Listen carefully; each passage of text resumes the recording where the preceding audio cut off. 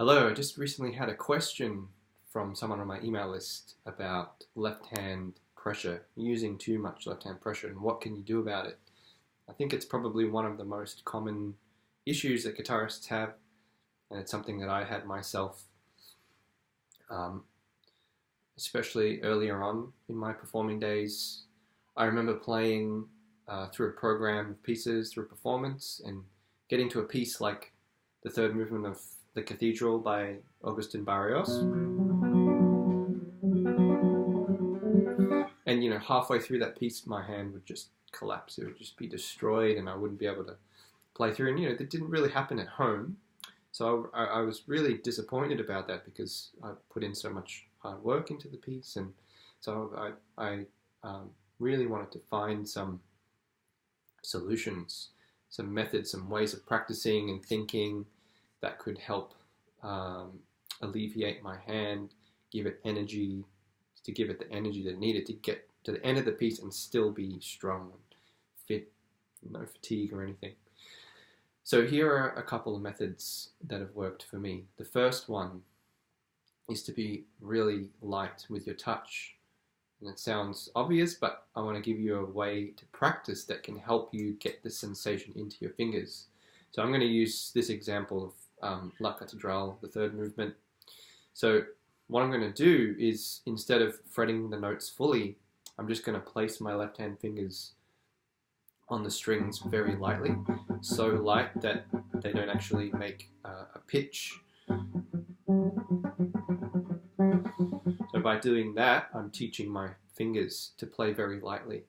And what you can do is actually alternate between that and normal playing. So you can get the sensation of what it feels like to have a very free, loose hand, but still make the same movements that are required in your piece without any of the pressure. Then you just add a little tiny bit of pressure to make the notes clear. You can kind of alternate between those two methods, and that really, it sort of tricks your hand into feeling like that very light touch method of playing. So that's the first method or principle or idea. The second is to play and release, to always release notes or fingers, more precisely, to release fingers after they've been used. So in this piece, we can do this on a sort of a micro and a macro scale. So I'll show you the macro scale first.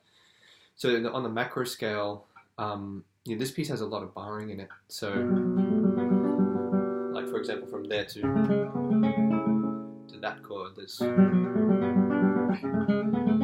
So what I want to try and do is release in between one chord and the other, or one hand position and the other. So I release, relax, shift. Like that's what I'm doing. Like if I kind of slow down my thought process, I'm going release, relax, shift, totally everything, my thumb, my hand, my palm, my fingers, and then, but it happens in real time, in an instant. Okay, you might be cutting the note shorter by a fraction of a millisecond, but I think it's worth doing that if you think about it as a sort of a snowball effect. If you kept the pressure down,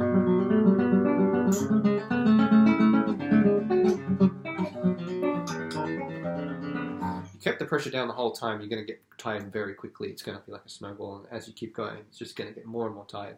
But this way, you're releasing. It's like you get a chance to restart after every chord or note on a macro scale, every position, hand shape, whatever you want to think of. After each one, you have a chance to restart, and then you go to the next one, then you restart, then you go to the next one, and you restart, and it's just you're sort of cycling through tension and relaxation. On a micro scale, you can think about each individual finger. So in the first bit here,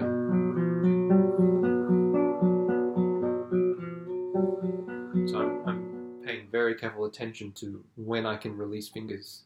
So when I play with my first finger, I need to sustain that note, so I need to hold that one down. But when I do the third finger and I go to the second finger, I can release my third finger, release the tension. And then as I slow back to the third finger, I can release my second finger, release the tension. It's quite an intensive thought process now. Release, release. I want to hold that third finger down because I'm going straight back to it.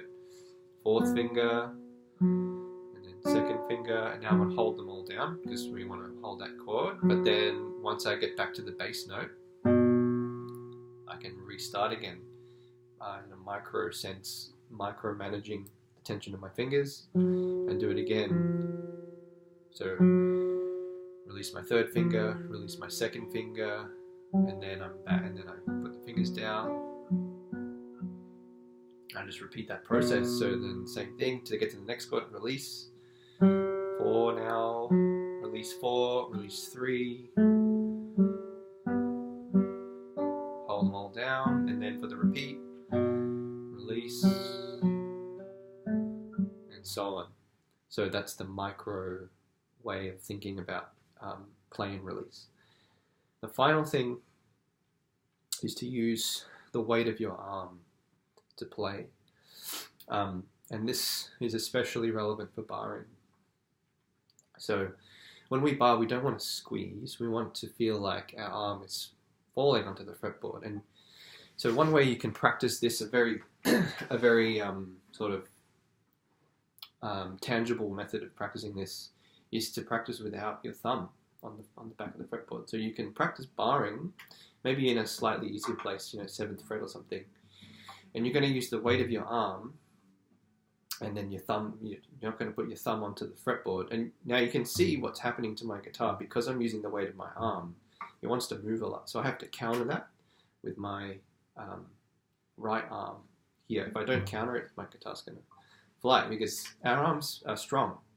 No matter who, you have a strong, you can push something pretty heavy with your arm. You can't really push something heavy with your fingers. So we want to start developing the sense of using our arm. So you're going to use your arm and counter the weight with your right arm. Use your left arm to fall, counter the weight with your right arm, and then. So that's something you can do. You can actually practice without your thumb. This is something I did for quite a while, and something I still practice occasionally. Trying to use the weight of my arm, no thumb, combined with releasing my fingers and what I talked about earlier. So there should be a little bit of movement happening, but you want to minimize it as much as possible with the right arm and the leaning into with the right arm. I guess you can apply these ideas to practicing scales. So by practicing scales, you can apply these ideas. Left hand pressure. So you can practice a scale. Just do a C major scale. So I'll just do a C major scale, the Segovia style 1. So you can practice with light touch. And then you can practice play and release. So after each finger's finished with, you release it. So second finger release. After the fourth finger's played, release that. After the second finger's played, release the first finger, and so on. And then you can practice with the weight of your arm. So practicing without the thumb and using the weight of your arm and